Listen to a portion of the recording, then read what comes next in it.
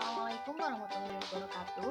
Perkenalkan, kami dari kelompok 5 akan memaparkan mengenai diferensiasi produk. Anggota kami adalah Anissa Nurjanah, Hendra Ramadan, Karisma Titian Hakiki, Dinda Timurita Hamzah, Nurrahmah Chandra Patmi, dan Rahma Natarisa. Pada pemaparan kali ini, hal-hal yang akan kami paparkan adalah yang pertama pengertian, yang kedua alasan pemilihan diferensiasi produk, yang ketiga jenis produk yang dihasilkan, yang keempat implementasi diferensiasi produk, yang kelima hubungan produk dengan tujuan pembelajaran, dan yang terakhir instrumen penilaian produk. Yang pertama adalah pengertian diferensiasi. Menurut Tomlinson tahun 2001, pembelajaran berdiferensiasi adalah usaha untuk menyesuaikan proses pembelajaran di kelas untuk memenuhi kebutuhan belajar peserta didik sebagai individu.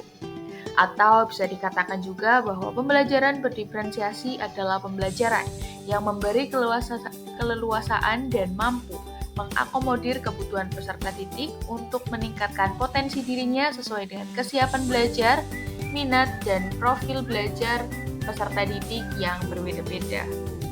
Bentuk pembelajaran berdiferensiasi di kelas dapat mencakup 4 jenis, yaitu diferensiasi konten, proses, produk, dan lingkungan belajar. Kelompok kami memilih diferensiasi produk. Diferensiasi produk yaitu berupa variasi dari tugas pembelajaran atau variasi untuk penilaian hasil belajar peserta didik. Tugas dan penilaian untuk masing-masing peserta didik dibuat beragam, namun masih tetap mengacu pada tujuan pembelajaran yang sama. Penugasan dalam bentuk produk harus membantu siswa secara individu atau kelompok memikirkan kembali, menggunakan, dan memperluas apa yang telah mereka pelajari. Oleh karena itu, penugasan produk yang dirancang dengan baik bisa sangat memotivasi karena mereka akan menghasilkan sesuatu karya yang nyata bagi siswa. Penugasan produk yang berkualitas juga cara terbaik untuk menilai pengetahuan, pemahaman, dan keterampilan siswa. Sebagian siswa mungkin bisa menunjukkan hasil karya jauh lebih baik dalam suatu produk daripada tes tertulis. Penugasan dalam bentuk produk harus membantu siswa secara individu atau kelompok memikirkan kembali, menggunakan, dan memperluas apa yang telah mereka pelajari.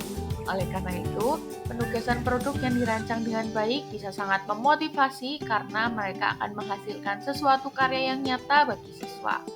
Penugasan produk yang berkualitas juga cara terbaik untuk menilai pengetahuan, pemahaman, dan keterampilan siswa. Sebagian siswa mungkin bisa menunjukkan hasil karya jauh lebih baik dalam suatu produk daripada tes tertulis. Alasan guru memilih pembelajaran berdiferensiasi produk. Yang pertama adalah penyesuaian dengan kebutuhan siswa. Guru dapat menyesuaikan materi pembelajaran sesuai dengan kebutuhan individu siswa. Yang kedua adalah pengalaman belajar terpersonalisasi. Pembelajaran ini memungkinkan penyajian materi dengan berbagai format sesuai dengan gaya belajar masing-masing siswa. Yang ketiga adalah meningkatkan pemahaman siswa. Dengan menyesuaikan tingkat kesulitan materi, guru dapat memastikan pemahaman dengan lebih baik. Dan yang keempat, meningkatkan motivasi dan partisipasi. Pembelajaran diferensiasi produk dapat meningkatkan motivasi siswa karena mereka merasa diakui dan didukung dalam kebutuhan dan kemampuan belajarnya. Oleh karena itu, di kelas yang menerapkan pembelajaran berdiferensiasi, guru dapat mengganti beberapa tes dengan penugasan produk, atau menggabungkan tes dan pilihan produk sehingga siswa memiliki kesempatan berpikir yang maksimal untuk menerapkan dan mendemonstrasikan apa yang mereka pelajari sebelumnya. Selanjutnya adalah merancang penugasan proyek yang efektif. Di sini ada beberapa cara. Yang pertama, identify the essential of the unit atau study, yaitu apa yang harus peserta didik.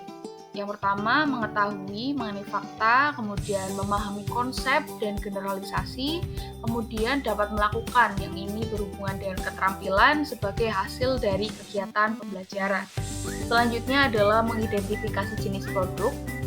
Produk dapat disesuaikan dengan keterampilan serta minat peserta didik. Guru dapat menggunakan hasil profiling sebagai dasar pemetaan. Selanjutnya adalah menentukan ekspektasi kualitas produk dalam yang pertama, baik konten, misalnya informasi, gagasan, konsep, dan materi, kemudian proses yang meliputi perencanaan, menetapkan tujuan, riset, serta memproses data, dan produk yang meliputi ukuran, struktur, ketahanan, bagian, serta standar kelayakan produk. Dan selanjutnya menetapkan langkah scaffolding yang mungkin dibutuhkan untuk mencapai tujuan, misalnya dengan brainstorming ide, mengembangkan rubrik penilaian, kemudian timelines, perencanaan, storyboarding, dan revisi. Selanjutnya dapat dilakukan juga dengan mengembangkan penugasan produk yang mudah dipahami oleh peserta didik. Pada tahap ini, guru harus menjelaskan dengan jelas produk apa yang diinginkan, kualitasnya, bentuknya, serta luaran yang akan dihasilkan. Dan yang terakhir, diferensiasi atau modifikasi penugasan yang didasarkan pada kesiapan peserta didik, minat, serta profil belajar peserta didik. Selanjutnya adalah macam-macam produk yang dapat dibuat oleh siswa sebagai hasil diferensiasi produk. Yang pertama adalah menulis biografi. Siswa juga dapat membuat portofolio foto atau membuat planetarium, melakukan siaran radio di sekolah, membuat desain, misalnya desain poster struktur organ bakteri, kemudian membuat koreografi senam, atau membuat video pembelajaran, dan sebagainya. Berikut ini adalah contoh produk yang dapat dihasilkan dalam pembelajaran diferensiasi yang disesuaikan dengan preferensi gaya belajar siswa, auditori, kinestetik, dan visual. Yang pertama adalah siswa auditori, podcast atau rekaman suara yang menjelaskan materi pelajaran, diskusi kelompok atau debat untuk mendiskusikan konsep-konsep yang diajarkan, atau membuat laporan esai yang menjelaskan pemahaman mereka tentang topik tertentu. Selanjutnya untuk siswa kinestetik dapat dilakukan dengan proyek praktis seperti pembuatan model, kemudian eksperimen atau demonstrasi fisik untuk memperlihatkan pemahaman konsep. Selanjutnya bisa juga dengan simulasi peran atau permainan peran untuk memahami situasi tertentu. Kemudian kegiatan lapangan atau kunjungan ke tempat yang relevan dengan materi pelajaran. Dan selanjutnya siswa visual dapat diberikan tugas proyek seperti membuat poster, infografis, atau peta konsep yang menggambarkan informasi yang ingin dipelajari, kemudian pembuatan video pendek atau presentasi visual yang menjelaskan konsep-konsep penting, serta dapat juga membuat ilustrasi atau gambar yang menyoroti aspek-aspek kunci dari materi pembelajaran. Selanjutnya adalah implementasi pembelajaran diferensiasi produk. Dapat dilakukan dengan yang pertama, mengidentifikasi kebutuhan siswa, baik gaya belajar, minat, kebutuhan, dan tingkat kemampuan siswa untuk memastikan produk yang dibuat sesuai dengan kebutuhannya. Kemudian menetapkan tujuan pembelajaran, jelaskan dengan jelas apa yang ingin dicapai melalui pembelajaran tersebut. Tujuan harus spesifik, terukur, dapat dicapai, relevan, dan berbatasan waktu atau SMART. Yang ketiga adalah desain instruksi. Rancang aktivitas pembelajaran yang mendukung berbagai gaya belajar dan memungkinkan siswa untuk mengekspresikan pemahaman mereka melalui produk yang berbeda-beda. Selanjutnya adalah memberikan panduan yang jelas. Dengan panduan yang jelas diharapkan produk yang dibuat termasuk kriteria penilaian, tenggat waktu, dan sumber daya yang tersedia dapat dipahami oleh siswa. Langkah yang kelima adalah memberi kebebasan kepada siswa dan memberi kebebasan untuk memilih format, topik, atau pendekatan dalam pembuatan produk sesuai dengan preferensi dan kekuatan mereka. Yang keenam adalah memberikan dukungan dan bimbingan dengan memastikan adanya bimbingan dan dukungan yang memadai untuk membantu siswa dalam proses pembuatan produk, baik melalui diskusi kelompok, sesi tutor, atau sumber daya tambahan. Yang ketujuh adalah evaluasi dan umpan balik. Evaluasi produk yang dihasilkan oleh siswa sesuai dengan yang telah ditetapkan. Kemudian pemberian umpan balik yang konstruktif untuk membantu mereka meningkatkan kualitas produk dan pemahaman mereka. Yang terakhir adalah refleksi. Memberikan waktu untuk siswa merenungkan proses pembelajaran mereka termasuk kesuksesan, tantangan, dan pembelajaran yang diperoleh dari pembuatan produk. Hubungan pemilihan produk dengan tujuan pembelajaran. Pemilihan produk pembelajaran merupakan salah satu faktor yang penting untuk diperhatikan. Hal ini karena produk pembelajaran yang dipilih harus sesuai dengan tujuan pembelajaran yang ingin dicapai.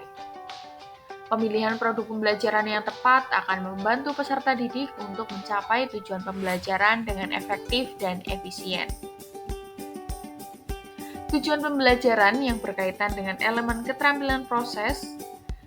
Produk pembelajaran yang dipilih dapat berupa auditori, misalnya podcast, wawancara, atau diskusi kelompok kecil. Jika visual, dapat berupa video animasi atau komik edukatif. Dan apabila kinestetik, dapat membuat maket, diorama, simulasi, atau pameran karya. Tujuan pembelajaran yang berkaitan dengan elemen pemahaman IPA, produk pembelajaran yang dipilih dapat berupa yang pertama, auditori, bisa jadi podcast atau rekaman suara. Jika gaya belajar peserta didik visual dapat berupa infografis, salin dia atau ilustrasi. Dan apabila kinestetik dapat berupa game edukasi, demonstrasi, atau bermain peran. Hubungan produk dengan tujuan pembelajaran. Pembelajaran diferensiasi produk dapat menjadi pilihan yang tepat ketika materi pembelajaran bersifat flat atau seragam, terutama ketika itu melibatkan konsep hafalan yang tidak berjenjang. Dalam konteks ini, siswa dapat diminta untuk membuat produk sesuai dengan gaya belajar mereka untuk membantu memperkuat pemahaman dan retensi materi tersebut. Produk yang dihasilkan dalam pembelajaran berdiferensiasi seharusnya secara langsung terkait dengan tujuan pembelajaran yang ditetapkan.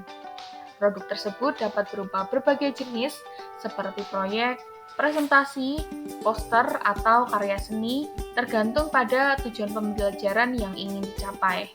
Misalnya, jika tujuan pembelajaran adalah untuk memahami konsep sejarah, produk yang dihasilkan oleh kelompok visual mungkin adalah presentasi visual yang menjelaskan peristiwa sejarah penting. Hubungan antara produk dan tujuan pembelajaran haruslah terintegrasi sehingga produk yang dihasilkan mencerminkan pemahaman yang sesuai dengan tujuan yang telah ditetapkan. Berikut ini adalah contoh penerapan pembelajaran berdiferensiasi sesuai dengan produk. Apabila tujuan pembelajaran melalui studi lapangan di puskesmas atau klinik di sekitar rumah, atau melalui penelusuran artikel kesehatan sistem pernafasan manusia, peserta didik mampu menganalisis upaya menjaga kesehatan sistem pernafasan dengan baik. Tujuan pembelajaran tersebut diharapkan siswa dapat paham dengan suatu pengetahuan, yaitu upaya menjaga kesehatan sistem pernafasan melalui proses analisis.